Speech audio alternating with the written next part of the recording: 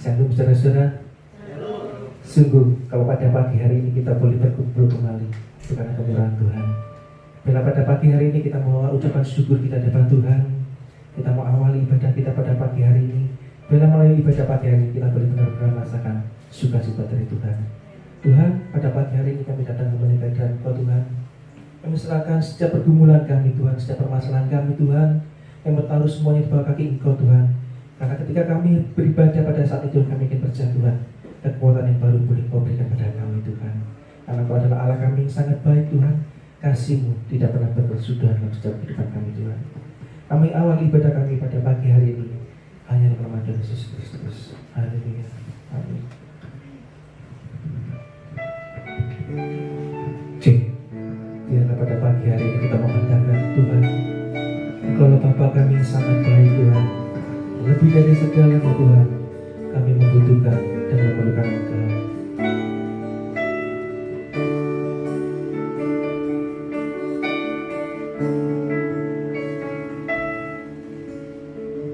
Bapa-Ku yang baik, Kau sangat Ku cinta, Kau sangat Ku cinta.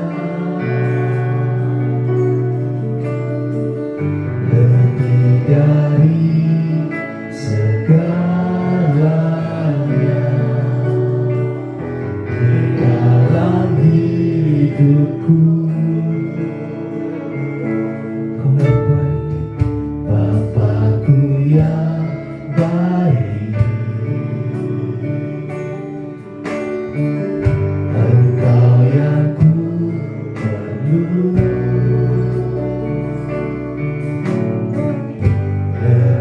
Dari segalanya kasih-Mu bagiku tak pernah berakhir, kasih setia-Mu selalu nyata dalam hidupku.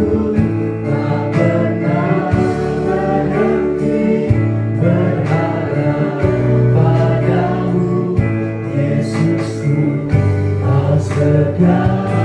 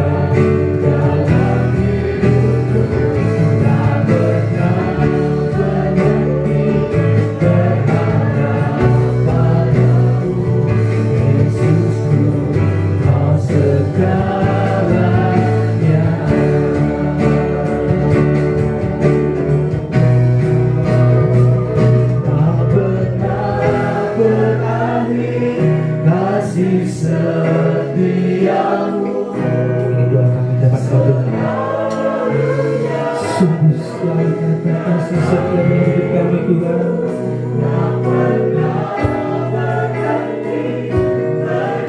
Kami selalu berkata Yesus,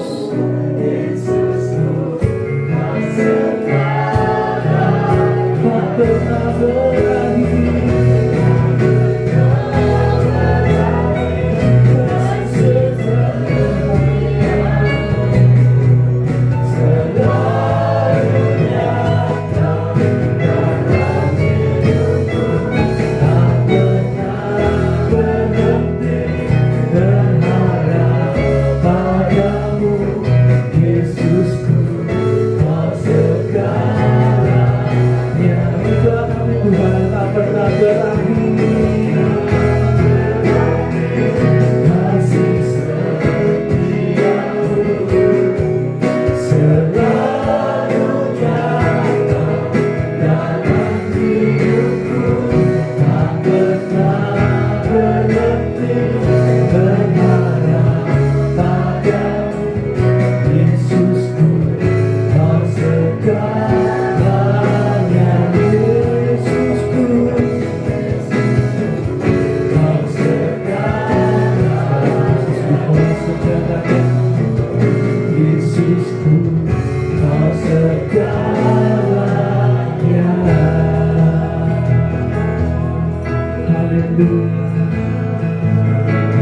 Lebih dari segalanya Tuhan, Kau yang ku penuh. Haleluya, haleluya. Terima kasih Tuhan, ku bersyukur, kami bersyukur Tuhan atas kasih setiamu Tuhan yang selalu nyata dalam hidup kami. Haleluya Yesus, haleluya, haleluya, haleluya Yesus. Terima kasih Tuhan, kami bawa hati kami kepadamu. Haleluya, haleluya Yesus. Terima kasih Tuhan, terima kasih Yesus.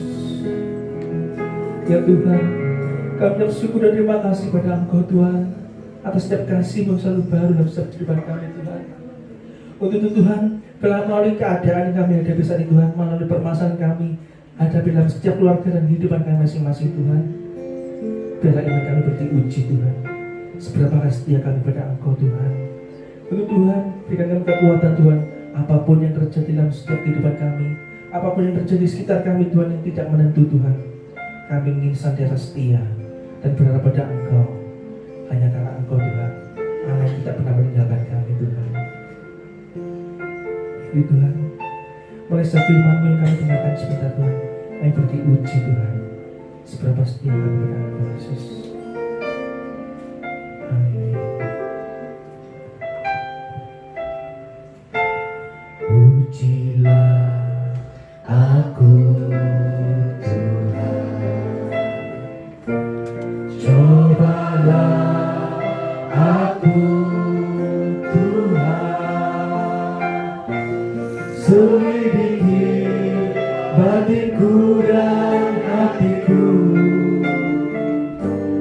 mataku tertuju padamu. Aku cinta padamu Yesus, aku cinta padamu Tuhan, aku rindu hadirat-Mu Tuhan, aku ingin selalu dekat padamu, menikmati kehadiran-Mu. Ku nyanyi hosana, ku nyanyi hosana bagi Raja-Mu yang duduk di tahta. Aku muliakan dan ku agungkan Kaulah jadi sembahku yang hosana, ku nyanyi hosana bagi Raja yang duduk di kanan. Aku muliakan dan mengagungkan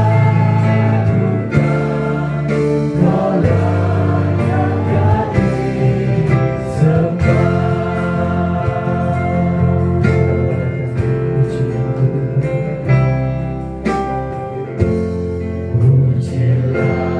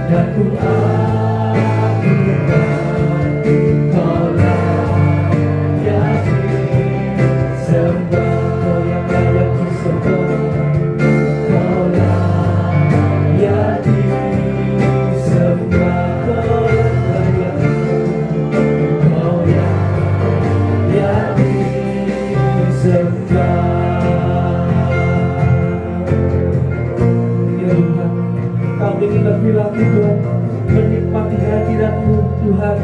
Kami ingin lebih dalam lagi Tuhan, bersekutu dengan Engkau Tuhan.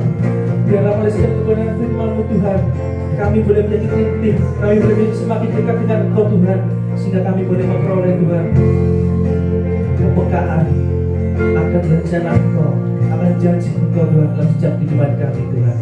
Berikan pada kami Tuhan hati yang mau menerima, hati yang mau membuka Tuhan untuk setiap kebenaran firman-Mu Tuhan.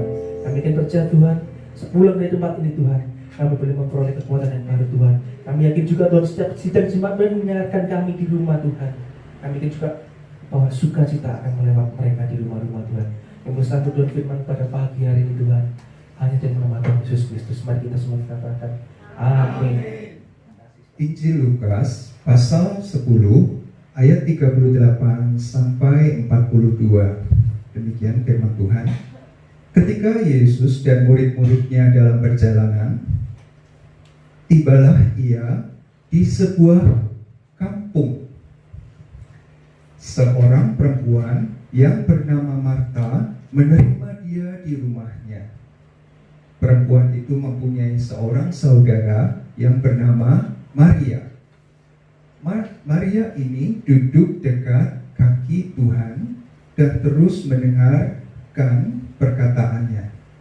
Sedang Marta sibuk sekali melayani. Ia mendekati Yesus dan berkata, "Tuhan, tidakkah engkau peduli bahwa saudaraku membiarkan aku melayani seorang diri? Suruhlah dia membantu aku." Tetapi Tuhan menjawabnya, "Marta, Marta, engkau khawatir dan menyusahkan diri dengan banyak perkara. Tetapi hanya satu saja yang perlu. Maria telah memilih bagian yang terbaik dan tidak akan diambil daripadanya." Ya, ini sebuah kisah, sebuah narasi di mana pada saat itu Tuhan Yesus sudah sekitar 2 tahun 2 tahun melayani. Jadi ini orang yang dikenal sekali. Yesus dan murid-muridnya itu menjadi terkenal karena sangat berbeda. Pengajarannya berbeda dengan para guru-guru, para pengajar orang Farisi, ahli Taurat. Ini beda sekali. Seolah-olah membawa angin yang baru, yang segar, yang menyenangkan atau yang menghibur orang-orang yang tertindas, orang-orang miskin, orang-orang yang terlantar begitu ya. Kalau orang-orang guru besar, imam-imam itu lebih peduli, lebih banyak perhatiannya kepada orang-orang yang tinggi, yang berpangkat, yang kaya. Mereka punya aliansi politik dengan para gubernur ya, orang-orang yang berkuasa pada saat itu. Tetapi Yesus dalam kesederhanaannya dengan ke-12 muridnya yang juga sederhana, di awal Lukas pasal 10 itu Tuhan Yesus mengutus 70 murid. Jadi bukan 12 murid saja, tapi ada 70 yang diutus kemana-mana. Masing-masing berdua-dua ke 35 desa atau kota atau wilayah di mana mereka bisa melayani. Jadi ini ada orang yang punya karisma dan orang sedang memandang dia. Apakah dengan senang ataukah dengan benci? Ini figur tokoh yang sedang the rising superstar begitu ya. Superstar yang lagi naik daun, sudah menggemparkan banyak wilayah. Nah, dari Yerusalem Yesus dan murid-muridnya pergi ke tolong slide-nya. Ya, hari ini kita membicarakan tentang sebuah tema persahabatan dengan Yesus. Kemudian berikutnya ini dia. Nama El-Azaria itu nama kota sekarang adalah dari kata Lazarus. Artinya kota, tempat kediaman Lazarus. Nah, Betania pada zaman dahulu, nama Betania zaman dahulu itu sekarang nama kotanya adalah El-Azaria. Ya, sebagian besar mendukung konsep ini dan kotanya tidak besar, kotanya kecil. Jadi kita tahu ini disebut di sini kampung ya, memang kampung, desa, village. Nah, itu sekitar dari Yerusalem, Tuhan Yesus dan murid-muridnya berjalan kaki, itu sekitar 6 kilo. 5,5 kalau garis lurus 5,5, tapi dengan jalan berbelok-belok mungkin ya 6 kilo begitu, 6 lebih. Pusat perpolitikan, pusat semuanya adalah di Yerusalem. Jadi Yesus dan murid-muridnya sedang melayani ke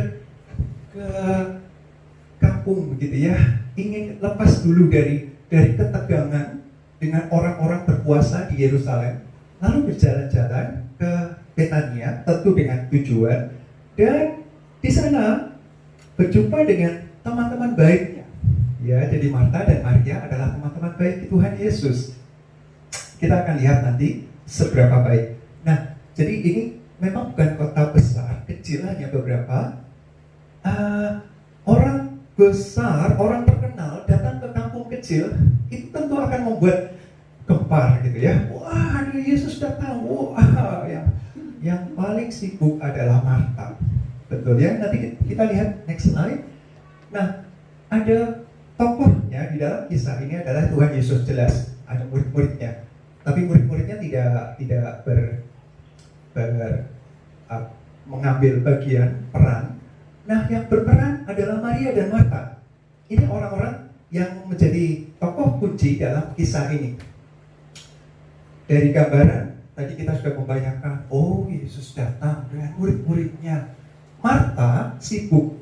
Oke, ini kita sudah tahu. Cerita ini dari sekolah minggu sudah kita kenal. Lalu Maria duduk. Dan seterusnya.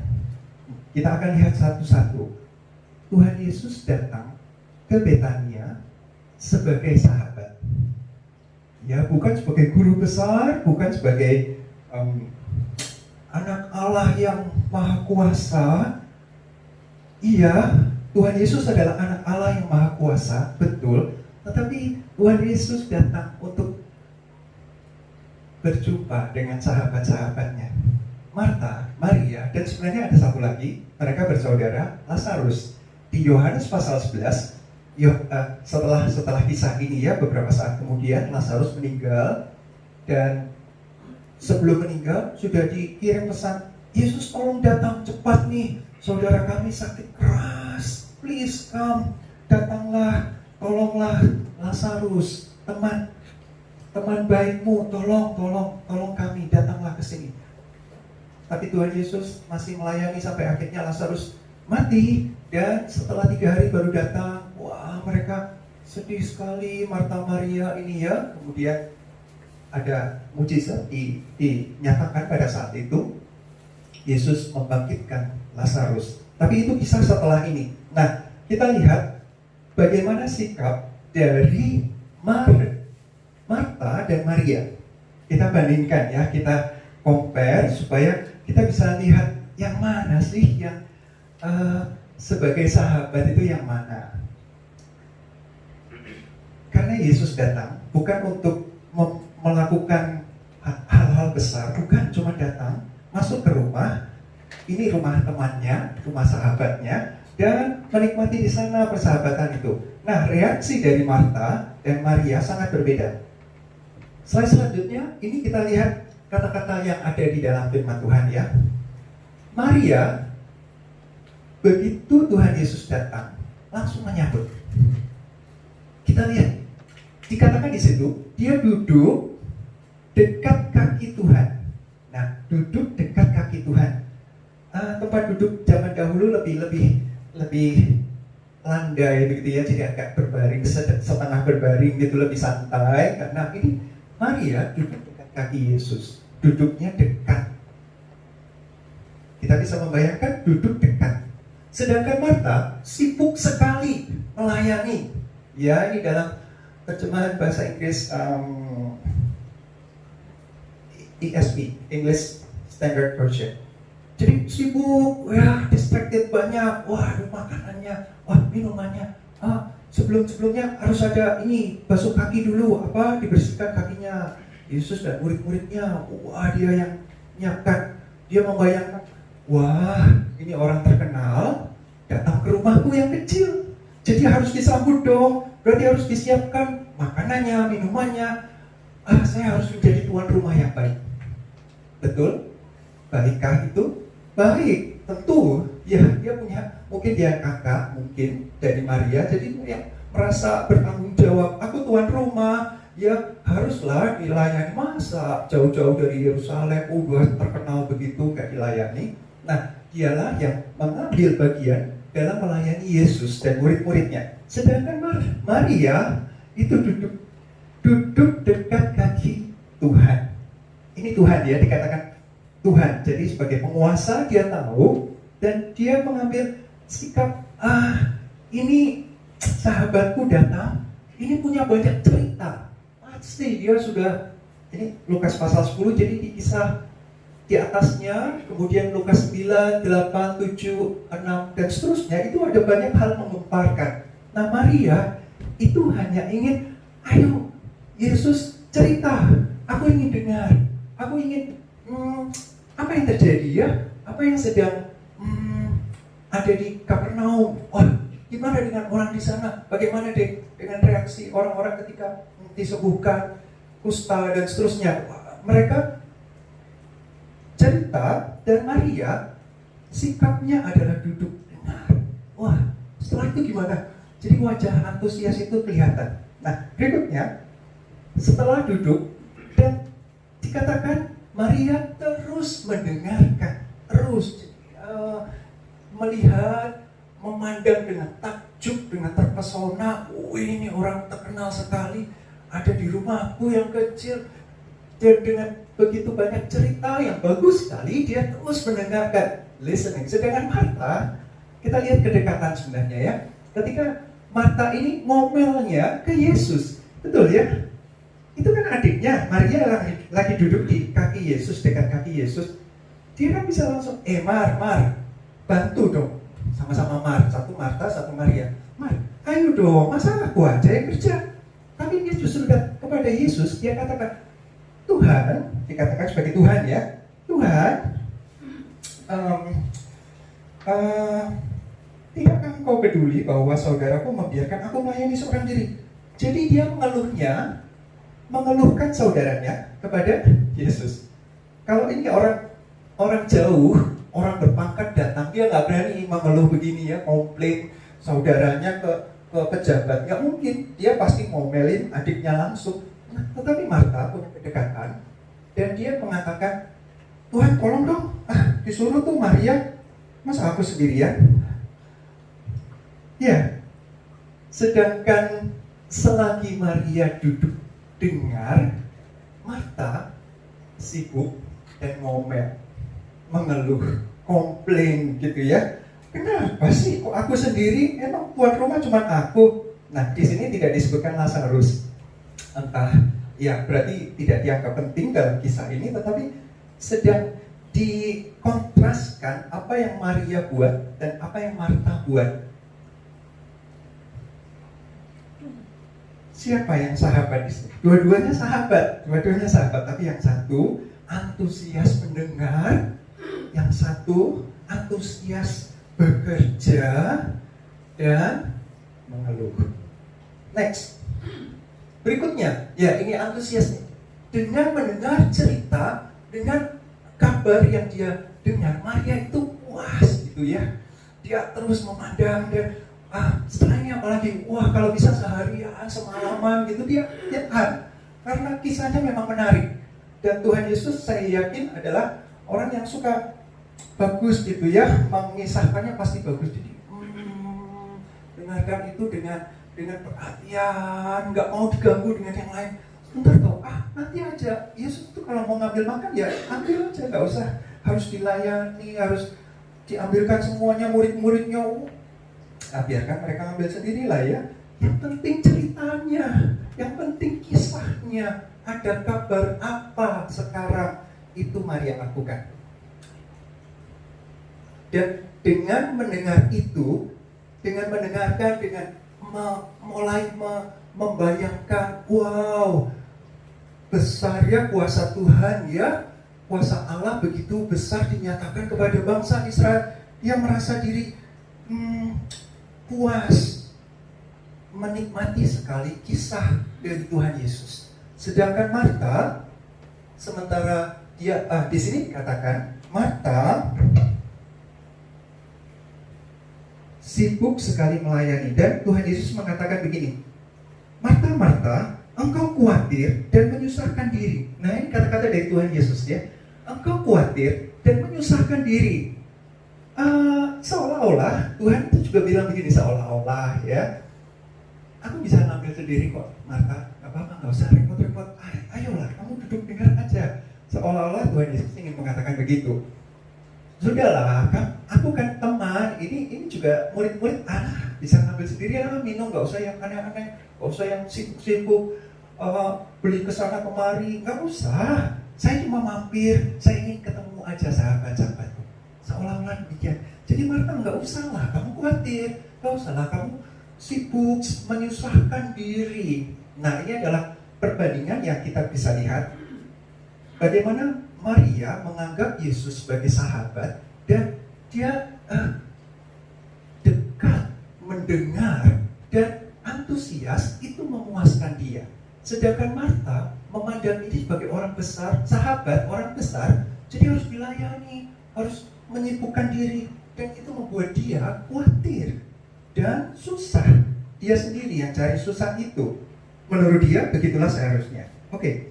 Nah, berikutnya satu hal yang Tuhan Yesus katakan, Maria satu aja yang dia lakukan, satu aja, dan itu sudah benar, dan itu saja yang perlu, satu aja cukup, nggak usah banyak perkara. Di sini juga dikatakan, engkau khawatir dan menyusahkan diri dengan banyak perkara, inilah, itulah, aduh nanti, wah, temperaturnya harus dicek, wah ada protokolnya, tanda tangan dulu ya Yesus ya, buat ayo tanda tangan dulu, temperaturnya aman semua. Di sana nggak pandemi, tapi kira-kira protokoler itu liturgi yang bersifat eksternal itu, yang lebih ekspresif itu yang dikerjakan oleh Marta. Banyak dia punya listnya, kerja ini, setelah itu apalagi seharian kalau Yesus itu dia yang paling lelah, tapi dia yang paling nggak dapat apa-apa. Dia khawatir karena banyak perkara. Ada banyak yang membuat kita distracted ya, membuat kita ini ya, ada tugas ini lagi ya, wah itu juga kerjaan belum selesai, wah ada tugas lagi dari guru, aduh ini pelayanan lagi. Jadi itu membuat khawatir dan susah karena banyak perkara. Sedangkan Maria satu aja, dan itu yang perlu sebenarnya, dan itu yang Tuhan katakan, satu aja yang Maria lakukan, dan itulah yang terbaik. Next slide. Maria mengambil bagian yang terbaik, itu juga kata-kata Yesus. Maria telah memilih bagian yang terbaik yang tidak akan diambil daripadanya. Jadi satu itu sudah baik, bahkan yang terbaik, dan itu menetap, dan itu bersifat kekal, dan itu yang Tuhan mau ya, the good portion. Beberapa terjemahan lain the better atau the best ya, beberapa terjemahan dalam bahasa Inggris itu membuat Yesus sebenarnya juga sedang mengatakan, terlalu banyak yang kamu kerjakan Marta, terlalu banyak, satu aja, kamu fokuslah ya. Nah itu yang ingin sedang disampaikan, kamu fokus pada pribadi, pada subjek. Subjeknya siapa? Yesus. Siapa Yesus bagi Maria? Sahabat. Dan dia sudah mendapatkan, melakukan yang terbaik. Ini sahabatku, lama nggak jumpa. Ketika datang, aku mau dengar ceritanya. Aku mau dengar. Pasti banyak yang bagus. Ya, dia sudah dengar dari orang lain, kisah-kisah, berita, dan seterusnya. Tetapi dia ingin dengar dari sumber yang pertama. Nah, itu yang Maria lakukan, dan itu yang terbaik. Dan itu lebih, kalau mau dibandingkan dengan Marta yang sibuk dengan banyak hal, dengan objek, bukan subjek. Kalau subjek berarti pada pribadinya, Maria melakukan itu. Dia sibuk mendengarkan, itu lebih penting. Dan Yesus juga mengatakan itu yang paling penting. Sedangkan Marta dengan banyak perkara, dengan objek, dengan program, dengan banyaknya tugas, list itu ya. Jadi dia merasa dia mengeluh akhirnya begitu ya. Dan dia tidak mendapatkan bagian yang menetap, bagian yang kekal, karena terlalu banyak yang dia lakukan. Nah, kalau ini disimpulkan, next slide. Sahabat dalam kisah ini, dalam konteks ini, itu orang yang dekat. Ya, dikatakan Maria duduk dekat kaki Yesus. Duduk dekat kaki Yesus. Jadi kedekatan kedekatan kepada subjek, kepada pribadi, bukan kedekatan kepada aktivitas, program, pelayanan, dan seterusnya. Bagus, tetapi jika itu tidak berfokus pada sang pribadi, maka itu tidak dekat dengan subjek. Jauh malahan ya. Saking sibuknya jadi jauh. Seperti mata. Kemudian, yang Tuhan mau, yang Tuhan senang dari sahabat, karena dia punya banyak cerita, karena Tuhan punya banyak kabar yang baik. Sahabat itu dengar aja, ya, dengar aja dengan antusias, dan itu memuaskan. Ketika Maria melakukan hal yang tepat ini, maka Yesus memuji. Maka Yesus, itu bagian yang terbaik dan tidak akan diambil daripadanya.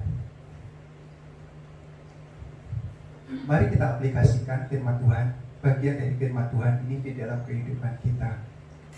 Yesus datang bukanlah sebagai raja kalau kita dalam konteks ini ya, di ayat 21, Lukas pasal 10 ayat 21 mengatakan demikian.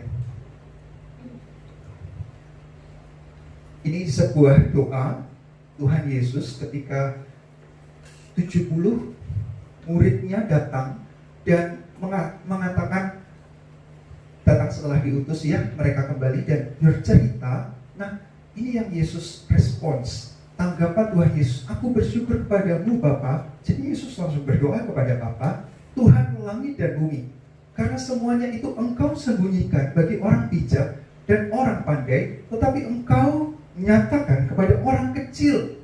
Nah ini dia, orang kecil. Ya Bapa, itulah yang berkenan kepadamu. Semua telah diserahkan kepadaku oleh Bapakku, dan tidak ada seorang pun yang tahu siapakah anak selain Bapa, siapakah Bapa selain anak, dan orang yang mengaku anak itu berkenan menyatakan hal itu. Jadi Tuhan Yesus datang bukan untuk raja, bukan untuk orang-orang terkenal. Bahkan dengan kata-kata yang keras dia mengecam orang Farisi, orang yang pandai Taurat, ahli Taurat, dan orang-orang pejabat, orang-orang Roma. Ya, dan Yesus datang kepada sahabatnya. Bagaimana kita merespons ketika Yesus datang sebagai sahabat? Pelayanan, ya, ini adalah bagian dari liturgi, dari ibadah. Tetapi ketika kita distracted, terpecah fokusnya karena ini banyak, setelah ini, sehingga fokus kita bukan pada sang pribadi. Seorang sahabat, kita sebagai sahabatnya Allah, sebagai sahabat Yesus, yang Tuhan mau dari kita adalah kita duduk dengar firman Tuhan mau bilang apa, kabar baik apa yang aku perlu dengar dan aku bisa sampaikan kepada orang lain. Itu yang Tuhan mau. Dan ketika kita sudah punya respons terhadap sahabat Yesus ini, maka kita juga diminta untuk menjadi sahabat bagi orang lain. Seorang laki-laki sebagai ayah, sahabat bagi anak-anak. Apakah ayah dekat secara personal dengan anak-anak? Apakah ayah lebih banyak bicara, mengeluh daripada mendengar? Yang Tuhan mau sebagai sahabat, seorang ayah mendengar apa yang anaknya katakan, seperti kita mendengar apa yang Yesus katakan. Kita punya antusiasme dengan anak-anak. Oke, setelah ini apa lagi? Wow, next, fokusnya ya ke seorang suami kepada istri. Apakah menjadi sahabat? Dekatkah? Bisa sekamar, tapi yang satu berpikir kutub utara, satu berpikir kutub selatan. Jauh sekali, jauh. Dunianya beda seolah-olah. Kenapa ya sama dia ya? Coba sama yang lain. Wah, sudah berubah lagi. Udah tambah bertentangan semakin jauh. Nah, yang Tuhan mau suami harus menjadi sahabat bagi istri. Begitu juga istri, sahabat bagi suami. Tadi anak-anak, sahabat bagi orang tua. Sahabatkah kita di keluarga gereja ini, di jemaat ini? Apakah kita secara kedekatan emosional kita mengenal, kita memberikan penghargaan, kita menerima apa adanya? Iyalah, setiap orang bisa salah, saya juga bisa salah kok, kenapa saya harus menghakimi? Nah, mendengar ketika ada kisah, ketika ada kedukaan, nah kita bersimpati, kita berempati, itu sahabat. Tidak langsung menolak, tidak langsung menghakimi, tidak banyak hal ya yang setelah ini gimana? Jadi bukan pada pribadi, tetapi pada hal-hal yang berkisar di orang tersebut. Yang sebenarnya orang itu sahabat kita butuh dia didengar dan dia menjadi fokus. Pekerjaan, sekolah, kuliah, apa itu, iyalah itu dampak dari masalah yang sedang dihadapi. Nah, ketika kita fokus pada pribadinya, secara dekat, menerima dia apa adanya, mendoakan, mendengar, dan menjadi sahabat yang baik, itu sahabat yang Tuhan inginkan. Mari kita merespons seperti Maria. Tuhan, firman Engkau saya perhatikan, saya renungkan, saya baca, dan saya belajar untuk memahami supaya bisa saya terapkan dalam kehidupan saya. Firman Tuhan sebagai fokus. Tuhan, pribadi Tuhan. Kalau kita memuji Tuhan, kalau kita tadi naikkan pujian, Bapak Ibu ingat tadi pujiannya apa? Ada 2. Oke, judulnya apa? Iya, bagus ya, ingat. Tapi benarkah kita memuji? Benarkah kita katakan Tuhan itu baik? Seberapa baik sang sahabat itu? Kita orang kecil, kita orang berdosa, kita orang-orang yang gagal, bukan pembesar, bukan pejabat, bukan orang kaya raya, bukan, tetapi Tuhan datang kepada kita pribadi. Ya, Yesus mati di atas kayu salib buat saya, buat Bapak Ibu, buat teman-teman, semuanya pribadi. Dan itu adalah karya seorang sahabat yang mengorbankan diri bagi kita, bagi sahabat. Tuhan Yesus adalah sahabat yang terbaik. Mari kita merespons juga sebagai sahabat yang baik. Dan teman-teman kita, saudara-saudara kita adalah sahabat. Mari kita lakukan apa yang perlu sahabat lakukan bagi keluarga ini. Baik keluarga kita, anak terhadap orang tua, suami dan istri, orang tua terhadap anak, terhadap lingkungan lebih besar, ya, tetangga dan seterusnya, teman-teman sekolah, teman-teman kolega, pekerjaan dan seterusnya. Jadilah sahabat. Itu yang Tuhan mau. Mari kita merenungkan firman Tuhan ini. Mari kita mengoreksi. Sudahkah saya menjadi sahabat bagi Tuhan? Tuhan datang untuk menjadi sahabat bagi saya. Bagaimana respon saya? Apakah saya terlalu sibuk dengan banyak hal, dengan objek? Marilah kita fokus pada sang subjek, sang pribadi Yesus Kristus yang telah mengorbankan segalanya. Setelah kisah dari Marta Maria ini masuk ke dalam masa-masa penderitaan Tuhan Yesus, dan Maria terus mengikuti sampai disalib, dia ada di situ, dia tidak lari sampai dikuburkan, sampai di kuburan pun dia datang pagi-pagi dan menikmati. Ini sahabat, ini orang yang signifikan, orang yang penting bagi saya. Saya tidak akan lupakan, saya akan terus fokus pada dia. Sudahkah kita lakukan itu? Jika belum, mari kita bertobat dari sikap yang salah. Kita memiliki cara pandang yang benar dan sikap yang benar kepada sang sahabat, yaitu Yesus Kristus. Lalu bagaimana kita memperlakukan orang-orang di sekitar kita yang dekat? Apakah kita juga sebagai sahabat?